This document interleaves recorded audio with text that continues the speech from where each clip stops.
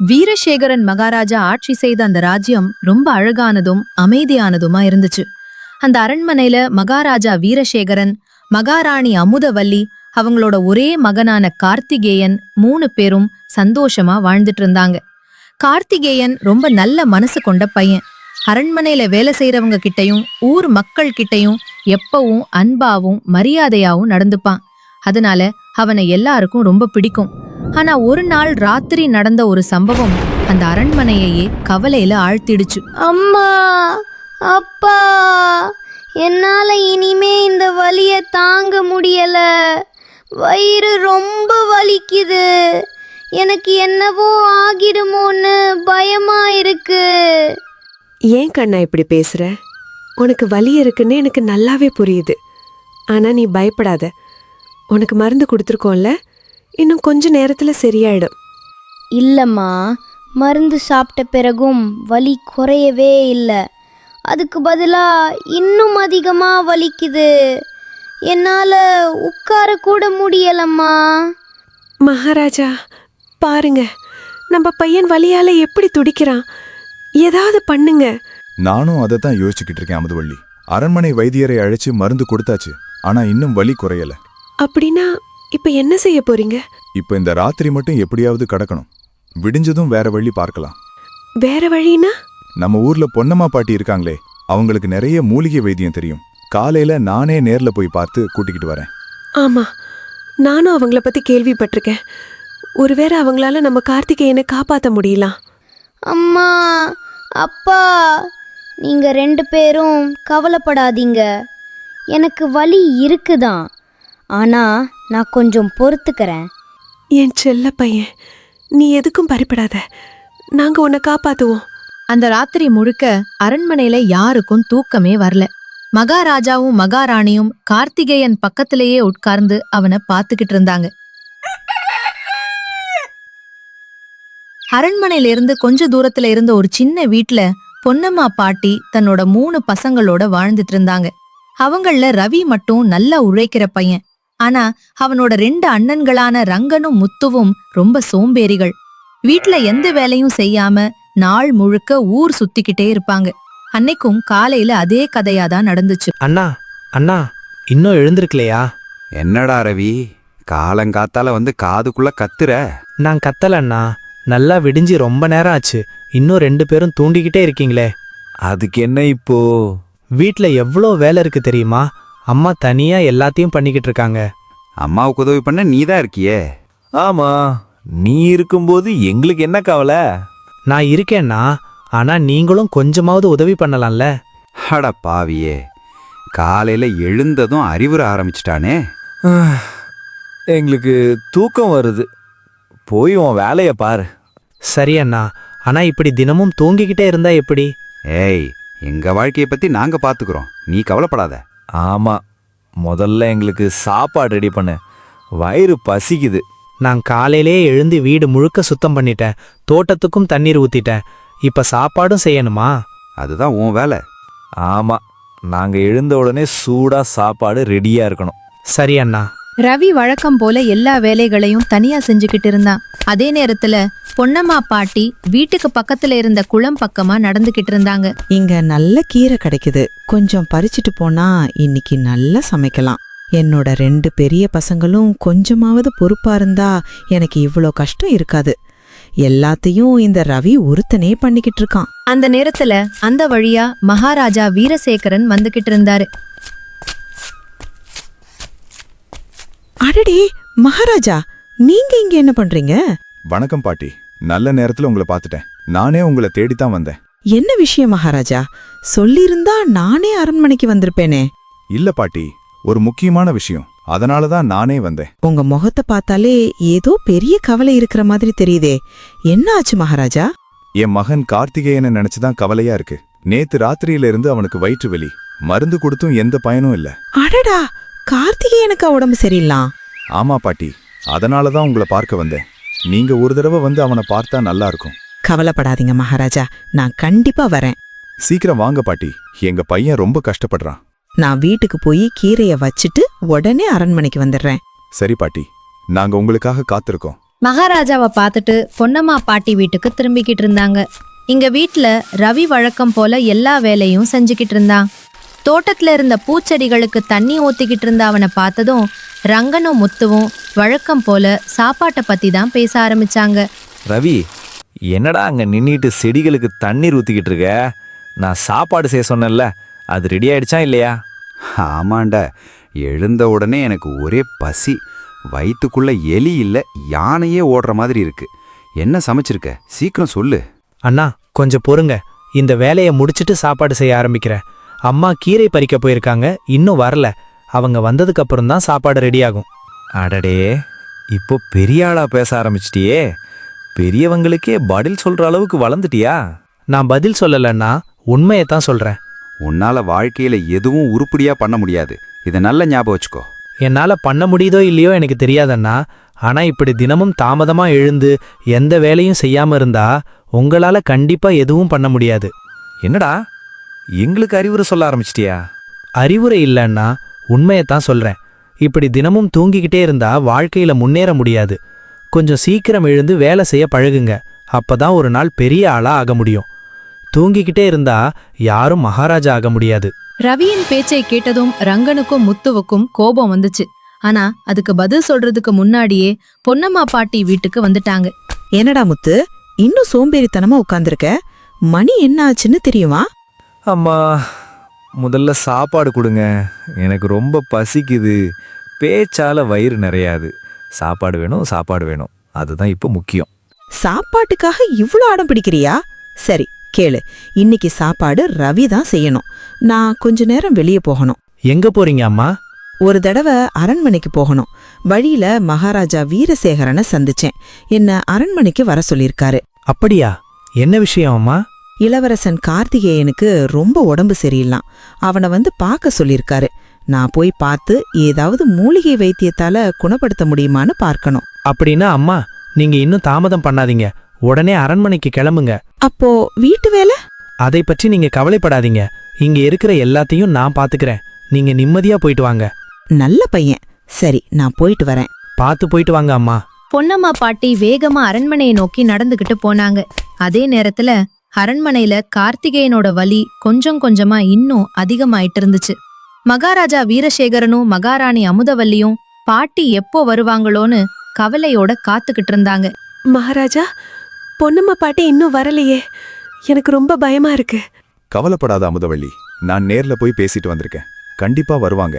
கார்த்திகேயனோட நிலைமைய பார்த்தா மனசே உடைஞ்சு போகுது. எனக்கும் அதேதான். ஆனா நம்பிக்கையை மட்டும் இழக்கக்கூடாது. அவங்க இப்படி பேசிக்கிட்டு இருந்த போதே பொன்னம்மா பாட்டி அரண்மனை வாசலுக்கு வந்துட்டாங்க. மகாராஜா, நான் வந்துட்டேன். ஆஹா, வாங்க பாட்டி. உங்களுக்காகத்தான் காத்துக்கிட்டு இருந்தோம். பாட்டி, எப்படியாவது எங்க பையனை காப்பாத்துங்க. முதல்ல என்ன பிரச்சனைன்னு பார்க்கலாம். அதுக்கப்புறம் என்ன செய்யணும்னு சொல்றேன். பொன்னம்மா பாட்டி கார்த்திகேயன் பக்கத்துல போய் அவனை பரிசோதிக்க ஆரம்பிச்சாங்க. என்னப்பா கார்த்திகேயா, நேத்து என்ன சாப்பிட்ட? எப்பவும் சாப்பிடுறது தான் சாப்பிட்டேன் பாட்டி. வயிற்றுல எந்த பக்கம் அதிகமா வலிக்குது? இடது பக்கம்தான் பாட்டி. அங்கதான் ரொம்ப வலிக்குது. சரி, நான் பார்க்கறேன். கார்த்திகேயனை பார்த்த பிறகு பொன்னம்மா பாட்டி கொஞ்ச நேரம் எதுவும் பேசாம யோசிச்சாங்க. அத பார்த்ததும் மகாராணியோட பயம் இன்னும் கூடிடுச்சு. என்ன பாட்டி, ஏன் அமைதியா இருக்கீங்க? ஏதாவது பெரிய பிரச்சனையா? தயங்காம சொல்லுங்க பாட்டி. நான் நினைச்சதுதான் நடந்திருக்கு மகாராஜா. கார்த்திகேயனுக்கு வந்திருக்கிற நோய் ரொம்ப அரிதானது. ஐயோ, அப்படின்னா இப்ப என்ன செய்யணும்? பயப்பட வேண்டாம். இதுக்கு ஒரு வைத்தியம் இருக்கு. உண்மையாவா? ஆமா, ஆனா அதுக்கு ஒரு விசேஷமான மூலிகை தேவை. அந்த மூலிகை எங்க கிடைக்கும்? ஆமா, அது மலைக்காட்டுக்குள்ள இருக்கிற ஒரு ஆபத்தான பகுதியில மட்டும்தான் கிடைக்கும். அப்படியா? ஆமா, சாதாரணமா யாரும் அங்க போக மாட்டாங்க. பாதையும் ரொம்ப கடினம். அப்படின்னா அந்த மூலிகையை யாரு கொண்டு வருவாங்க? பொன்னம்மா பாட்டி கொஞ்ச நேரம் எதுவும் பேசாம யோசிச்சாங்க. அப்புறம் ஒரு முடிவுக்கு வந்த மாதிரி எல்லாரையும் பார்த்து பேச ஆரம்பிச்சாங்க. மகாராஜா, என்னோட 3 பசங்களையும் உங்ககிட்ட அனுப்புறேன். உங்க பசங்களையா? ஆமா, அவங்களுக்கு இந்த வேலையை கொடுங்க. ஆனா அது ரொம்ப ஆபத்தான வேலை. எனக்கு தெரியும் மகாராஜா. அப்படி இருந்தும் ஏன் அவங்கள அனுப்பணும்னு நினைக்கிறீங்க? ஒரு காரணம் இருக்கு. என்ன காரணம்? என்னோட 3 பசங்கள்ல யாருக்கு உண்மையிலே தைரியமும் பொறுப்பும் இருக்குன்னு தெரிஞ்சுக்கணும். அப்படியா? ஆமா, இந்த வேலை யாரால செய்ய முடியுதோ அவன்தான் உண்மையில நல்ல மனசும் தைரியமும் உள்ளவன். சரி பாட்டி, நான் அவங்கள அழைச்சு பேசுறேன். அதே நேரத்துல வீட்ல இருந்த எல்லா வேலையும் ரவி ஒருத்தனே பாத்துக்கிட்டு இருந்தான். ஆனா ரங்கனும் முத்துவும் வழக்கம் போல ஊர் சுத்திக்கிட்டு இருந்தாங்க. எல்லா வேலையும் ரவி கிட்ட ஒப்படைச்சிட்டு நாம வெளியே வந்துட்டோம். அவன் கோவப்பட மாட்டானே. கோவப்பட்டா என்ன, அவனால நம்மள என்ன பண்ண முடியும்? அதுவும் சரிதான். ஆமா, அவனுக்கு அவ்வளோ தைரியமே கிடையாது. நமக்கு எதிரா ஏதாவது பேசுனா நம்ம 2 பேரும் சேர்ந்து ஒரு வார்த்தை சொன்னாலே போதும், உடனே அமைதியா ஆயிடுவான். ஆமாண்ணா, எல்லா வேலையும் அவனே செஞ்சுட்டா நமக்கு எந்த கஷ்டமும் இருக்காது.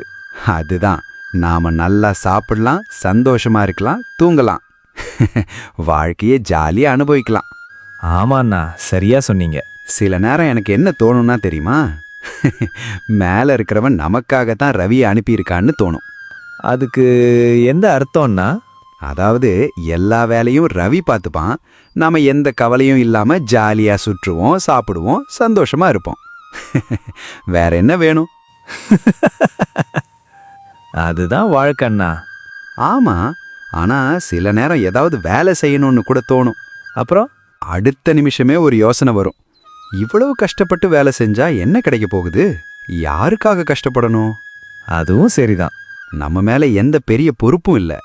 அதுதான் நிம்மதியான வாழ்க்கை. இந்த வாழ்க்கை மறுபடியும் கிடைக்காது. அதனால கிடைக்கிற வரைக்கும் சந்தோஷமா வாழணும். ஆமாண்ணா, சந்தோஷத்தோட சேர்ந்து எனக்கு இப்ப நல்ல பசியும் வந்திருக்கு. எனக்கும் பசிக்குது. அப்போ வீட்டுக்கு போவோமா? போலாண்ணா, வீட்டுக்கு போய் நல்லா சாப்பிடலாம். வா, இங்கே உட்காந்துக்கிட்டு என்ன பண்ண போறோம்? வீட்டுக்கு போய் ரவி என்ன சமைச்சிருக்கான்னு பாப்போம். ஆமா, இன்னைக்கு என்ன ரெடி பண்ணியிருக்கானோ தெரியல. ஒருவேளை இன்னும் சமைக்காம இருந்தானா?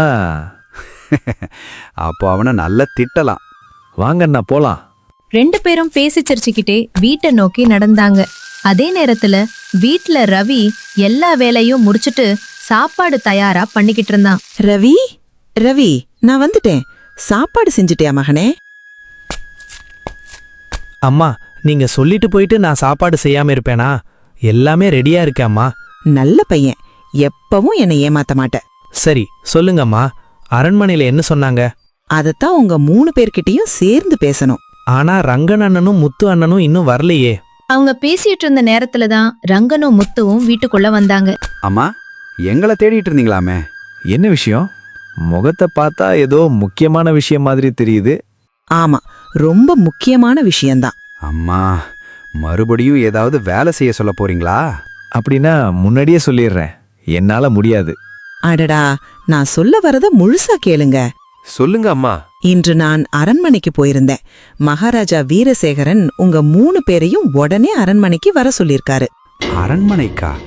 எதுக்காக மகாராஜா கூப்பிடுறாரு? அத அவருதான் சொல்லணும். நான் எதுவும் சொல்ல மாட்டேன். நீங்க போய் கேளுங்க. கொஞ்ச நேரத்திலேயே 3 பேரும் அரண்மனைக்கு வந்துட்டாங்க. அங்க மகாராஜா வீரசேகரன் அவங்களுக்காக காத்துக்கிட்டு இருந்தாரு. வணக்கம் மகாராஜா. வணக்கம் பசங்களா, உங்களை தான் எதிர்பார்த்துக்கிட்டு இருந்தேன். எங்களை வர சொல்லியிருந்தீங்களாமே மகாராஜா? ஆமா, ஒரு முக்கியமான உதவி எனக்கு தேவைப்படுது. எங்களால முடிஞ்ச உதவியா இருந்தா கண்டிப்பா செய்வோம் மகாராஜா. அப்படின்னா கவனமா கேளுங்க. மகாராஜாவோட முகத்துல இருந்த கவலைய பார்த்த உடனே இது சாதாரண விஷயம் இல்லைன்னு 3 பேருக்கும் புரிஞ்சுச்சு. என்னோட மகன் கார்த்திகேயன் நேத்து ராத்திரியிலிருந்து கடுமையான வயிற்று வலியால கஷ்டப்படுறான். அரண்மனை வைத்தியர்களால கூட அவனை குணப்படுத்த முடியல. அடடா, பாவம் இளவரசர். பொன்னம்மா பாட்டி ஒரு வழி சொல்லியிருக்காங்க. அதுக்காகத்தான் உங்களை அழைச்சிருக்கேன். என்ன செய்யணும் மகாராஜா? கார்த்திகேயனை காப்பாத்த ஒரு அரிய மூலிகை தேவை. அந்த மூலிகை மலைக்காட்டுக்குள்ள இருக்கிற ஒரு ஆபத்தான பகுதியில மட்டும்தான் கிடைக்கும். மலைக்காட்டுக்குள்ளையா? அங்க போறதே ரொம்ப ஆபத்தாச்சே. ஆமா, அதனாலதான் இந்த வேலைக்கு தைரியமானவர்கள் தேவை. அந்த மூலிகை கிடைச்சா கார்த்திகேயன் குணமாயிடுவாரா? கண்டிப்பா குணமாயிடுவான். அதை கேட்டதும் ரவி இந்த வேலைய கண்டிப்பா செய்யணும்னு மனசுக்குள்ள முடிவு பண்ணிட்டான். ஆனா ரங்கனும் முத்துவும் ஆபத்தை நினைச்சு என்ன பண்றதுன்னு தெரியாம தயங்கி நின்னாங்க. மகாராஜா, அந்த இடத்துக்கு போறது உயிருக்கு ஆபத்தான விஷயம்னு கேள்விப்பட்டிருக்கோம். ஆமா, ஒருவேளை நாங்க திரும்பி வர முடியலனா? நல்ல காரியத்துக்காக போறவங்களுக்கு கடவுள் துணை இருப்பார். ஆனா முடிவு உங்களுடையது. சரிங்க மகாராஜா. மகாராஜா கொஞ்ச நேரம் அமைதியா இருந்தாரு. அப்புறம் இன்னொரு விஷயத்த சொல்ல ஆரம்பிச்சாரு. இந்த வேலையை வெற்றிகரமா முடிச்சு மூலிகையை கொண்டு வரவனுக்கு நான் ஒரு பெரிய பரிசு தரேன். பரிசா? என்ன பரிசு மகாராஜா? என்னோட மகனை யாரு காப்பாத்துறாங்களோ அவங்களுக்கு நிறைய தங்க நாணயங்கள் கொடுப்பேன். என்னது, தங்க நாணயங்களா? அவ்ளோ பெரிய பரிசா? ஆமா, என் மகனோட உயிருக்கு முன்னாடி அந்த பரிசு பெரிய விஷயம் இல்ல. தங்க நாணயங்கள்னு கேட்டதும் ரங்கனும் முத்துவும் ஒருத்தர் பாத்துக்கிட்டாங்க. அந்த பரிசை நினைச்சு அவங்க மனசுக்குள்ள பேராசை மெதுவா வளர ஆரம்பிச்சுச்சு. அரண்மனையிலிருந்து வெளியே வந்த 3 பேரும் வீட்டை நோக்கி நடந்தாங்க. ஆனா அவங்க 3 பேரோட மனசுலயும் வெவ்வேறு யோசனைகள் ஓடிக்கிட்டு இருந்துச்சு. ரவியோ கார்த்திகேயனை எப்படி காப்பாத்துறதுன்னு யோசிச்சுக்கிட்டு இருந்தான். ஆனா ரங்கனும் முத்துவும் தங்க நாணயங்களை பத்தி தான் கனவு கண்டுகிட்டு இருந்தாங்க. என்னண்ணா, இப்ப என்ன பண்ண போறோம்? அந்த மலைக்காட்டை பற்றி நிறைய பயங்கரமான விஷயங்கள் கேள்விப்பட்டிருக்கேன். அங்க போய் ஏதாவது பிரச்சனையில மாட்டிக்கிட்டோன்னா? ஆமாண்ணா, அப்போ நம்ம வாழ்க்கையே முடிஞ்ச மாதிரி தான். ஆனா ஒரு விஷயத்த மறந்துடாத, 100 தங்க நாணயங்கள். அதுதான்ண்ணா, எப்படியாவது அந்த மூலிகையை கொண்டு வந்துட்டோம்னா அந்த பரிசு முழுசும் நமக்கு தான் கிடைக்கும்.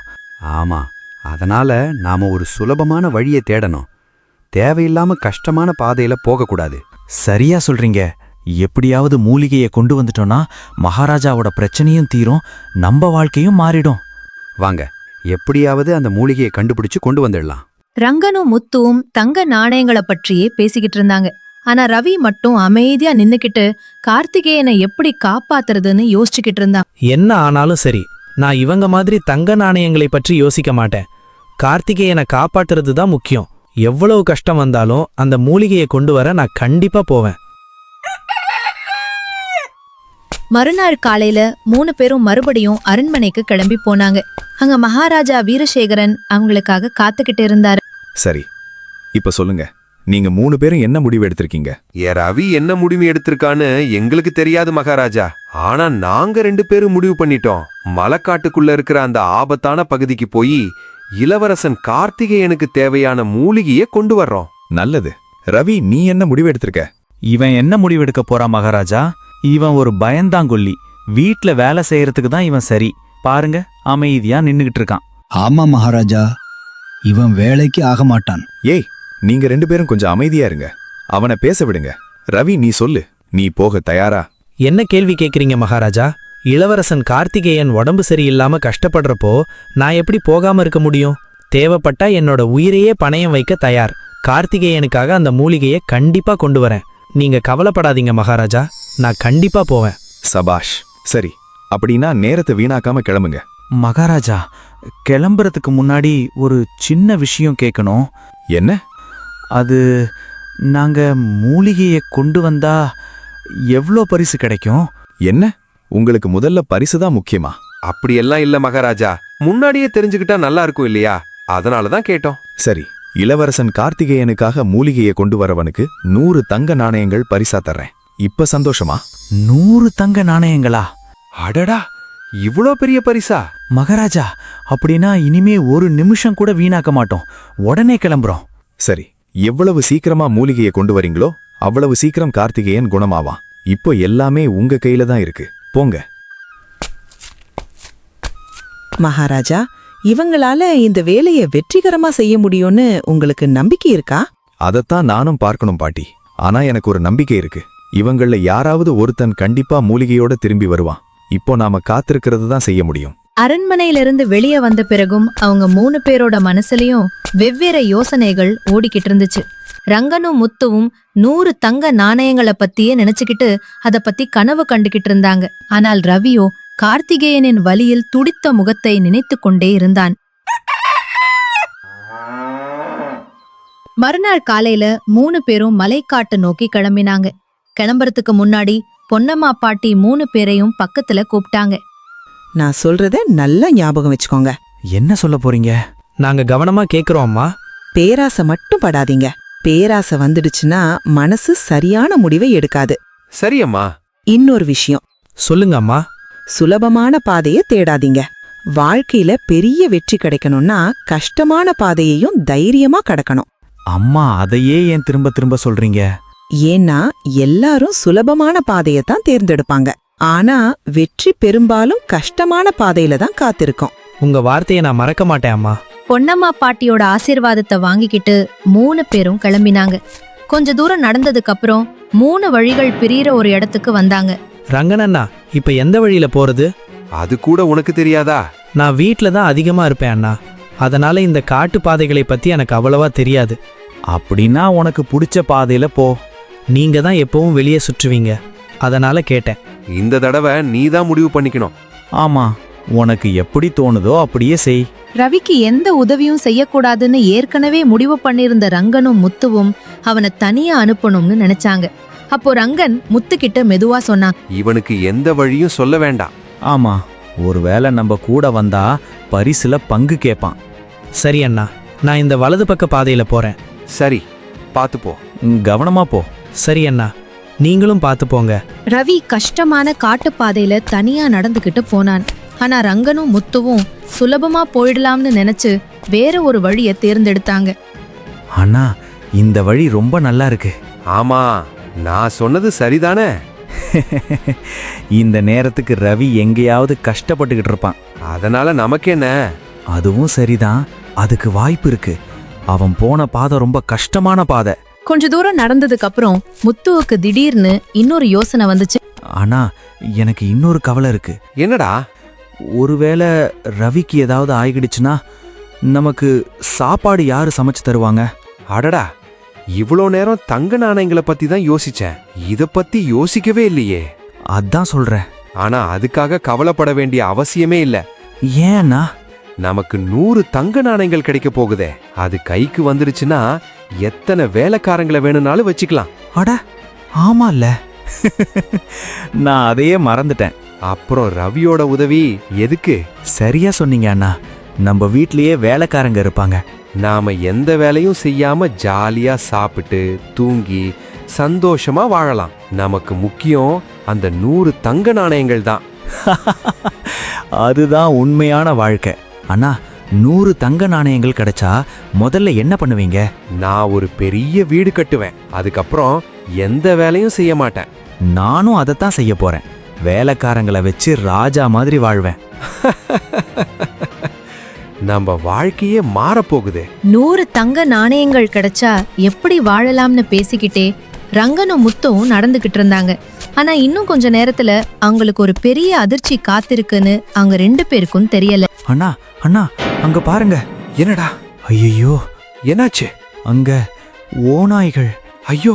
கொஞ்ச தூரத்துல ஒரு பெரிய ஓநாய் கூட்டம் நின்னுகிட்டு இருந்துச்சு. அது மெதுவா ரங்கனையும் முத்துவையும் நோக்கி வர ஆரம்பிச்சுச்சு. அண்ணா, அதுங்க நம்ம பக்கம்தான் வருதுங்க.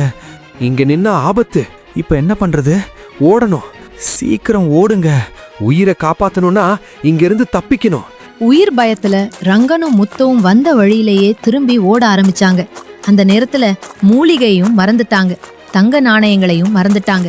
ஆனா மறுபக்கம் ரவி மட்டும் எந்த பயமும் இல்லாம கஷ்டமான பாதையில தொடர்ந்து நடந்துகிட்டு இருந்தான். பல மணி நேரம் நடந்ததுக்கு அப்புறம் மலைக்காட்டோட ஆழமான பகுதிக்கு அவன் போய் சேர்ந்தான். எவ்வளவு கஷ்டம் வந்தாலும் நான் திரும்பி போக மாட்டேன். கார்த்திகேயனை காப்பாத்தணும், அதுதான் இப்போ என்னோட ஒரே குறிக்கோள். கடைசியா பொன்னம்மா பாட்டி சொன்ன அந்த அரிய மூலிகைய ரவி கண்டுபிடிச்சான். அந்த மூலிகைய பத்திரமா எடுத்துக்கிட்டு அரண்மனைய நோக்கி கிளம்பினான். அதே நேரத்துல, பாட்டி, எனக்கு ரொம்ப கவலையா இருக்கு. கவலைப்படாதீங்க மகாராஜா, கார்த்திகேயனை நினைச்சு கவலை, இப்போ உங்க பசங்களை நினைச்சும் கவலை. எல்லாம் நல்லபடியா நடக்கும். அந்த நேரத்துலதான் மூச்சு வாங்கிக்கிட்டே ரங்கனும் முத்துவும் அரண்மனைக்குள்ள ஓடி வந்தாங்க. மகாராஜா, காப்பாத்துங்க. ஓநாய்கள் ஓநாய்கள் எங்களை துரத்திச்சு. என்ன, நீங்க திரும்பி வந்துட்டீங்களா? எங்களால அங்க போக முடியல மகாராஜா. உயிரை காப்பாத்திக்கிட்டு வந்ததே பெரிய விஷயம். நீங்க சுலபமான பாதையைத்தானே தேர்ந்தெடுத்தீங்க. ஆமாமா, நான் கிளம்புறதுக்கு முன்னாடி என்ன சொன்னேன்? சுலபமான பாதையை தேடாதீங்கன்னு சொன்னேன்ல. நாங்க தப்பு பண்ணிட்டோம் அம்மா. பாட்டி, இப்போ எனக்கு உங்க பசங்களை நினைச்சுதான் இன்னும் அதிகமா கவலையா இருக்கு. குறிப்பா ரவியை நினைச்சு பயமா இருக்கு. கொஞ்சம் பொறுமையா இருங்க மகாராஜா. ரவி எவ்வளவு நேரத்துல திரும்பி வர்றான்னு பார்ப்போம். திரும்பி வருவானா? அவன் போன பாதை ரொம்ப கஷ்டமானது. எனக்கு என்னமோ அவன் திரும்ப வரவே மாட்டான்னு தோணுது. ஆமா மகாராஜா, நாங்க போன வழியிலே இவ்வளவு ஆபத்து இருந்துச்சுன்னா அவன் போன பாதையில இன்னும் எவ்வளவு ஆபத்து இருக்குமோ. அவங்க எல்லாரும் ரவிய பத்தி பேசிக்கிட்டு இருந்தப்போ அரண்மனை வாசல் பக்கத்துல இருந்து ஒரு சந்தோஷமான குரல் கேட்டுச்சு. மகாராஜா வாழ்க, நான் வந்துட்டேன் மகாராஜா. அம்மா, இதோ பாருங்க, நீங்க சொன்ன அந்த மூலிகையை கொண்டு வந்துட்டேன். அடடா ரவி, உண்மையிலேயே வந்துட்டியா? என்னால நம்பவே முடியல. நீ உண்மையாவே அந்த மூலிகையை கொண்டு வந்துட்டியா? ஆமா மகாராஜா, நான் திரும்பி வந்துட்டேன். வழியில உனக்கு எந்த பிரச்சனையும் வரலையா? உண்மையை சொல்லணும்னா மகாராஜா, பாதை கொஞ்சம் கஷ்டமா தான் இருந்துச்சு. ஆனா போக முடியாத அளவுக்கு கஷ்டமா இல்ல, திரும்பி வர முடியாத அளவுக்கும் இல்ல. ஏன்னா என்னை தடுக்கிற மாதிரி எந்த ஆபத்தும் அந்த வழியில எனக்கு வரல.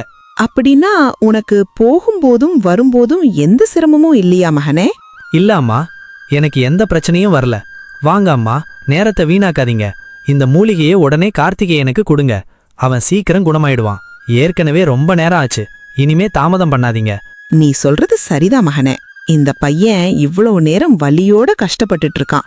இனிமே அவனை காத்திருக்க வைக்க கூடாது. வாங்க மகாராஜா, நாம உடனே கார்த்திகேயன் இருக்கிற அறைக்கு போலாம். எல்லாரும் அவசர அவசரமா கார்த்திகேயன் இருந்த அறைக்கு போனாங்க. பொன்னம்மா பாட்டி அந்த மூலிகையை வைத்து மருந்து தயார் பண்ணாங்க. அப்புறம் அந்த மருந்த கார்த்திகேயனுக்கு கொடுத்தாங்க. கார்த்திகேயா, இத சாப்பிடுப்பா. கொஞ்ச நேரத்துல நீ சரியாயிடுவ. உன் வயிற்று வலி முழுசா போயிடும். சரி பாட்டி, நான் சாப்பிடுறேன். கொஞ்ச நேரத்திலேயே ஒரு அதிசயம் நடந்துச்சு. அம்மா, என்னப்பா, இப்போ வலி எப்படி இருக்கு? வயிற்று வலி குறைஞ்சிருச்சு அம்மா. உண்மையாவா? ஆமாம்மா, இப்போ எனக்கு எந்த வலியும் இல்ல. என் மகன் சரியாயிட்டா. அந்த கடவுளுக்கு ரொம்ப நன்றி. ரவி, உன்னை நினைச்சா எனக்கு ரொம்ப பெருமையா இருக்கு. நீ என் மகனோட உயிரை காப்பாத்திருக்க. நான் செய்ய வேண்டிய கடமையை செஞ்சேன் மகாராஜா. நான் சொன்ன மாதிரி 100 தங்க நாணயங்கள் உனக்கு தரேன். மன்னிச்சுக்கோங்க மகாராஜா, எனக்கு அந்த பரிசு வேண்டாம். ஏன்? நான் தங்க நாணயங்களுக்காக இந்த வேலையை செய்யல. கார்த்திகேயனை காப்பாத்தணும்னு தான் போனேன். அதுதான் என் மகன். உண்மையிலேயே ரவி பெரிய மனசுக்காரன். அப்போதான் ரங்கனும் முத்துவும் வெக்கப்பட்டு தலை குனிஞ்சு நின்னாங்க. ரவி, எங்களை மன்னிச்சிடு தம்பி. இத்தனை நாளும் நாங்க உன்னை சரியா புரிஞ்சுக்கவே இல்ல. நாங்க தங்க நாணயங்களை பத்தி தான் யோசிச்சோம். ஆனா நீ ஒரு உயிரை காப்பாத்துறத பத்தி தான் யோசிச்ச. இன்று நீதான் எங்களை விட பெரியவன்னு நிரூபிச்சிட்ட. ரங்கனண்ணா, நடந்ததை விட்டுடுங்க. தவற உணர்ந்ததே பெரிய விஷயம்.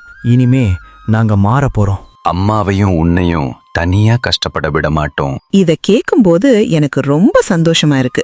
இன்னையிலிருந்து ரவி என் அரண்மனையில வேலை செய்வான். மகாராஜா, என் ராஜ்யத்தோட பொக்கிஷ அறையை கவனிக்கிற பொறுப்பாளரா அவனை நியமிக்கிறேன். இது எங்களுக்கு கிடைச்ச பெரிய மரியாதை மகாராஜா.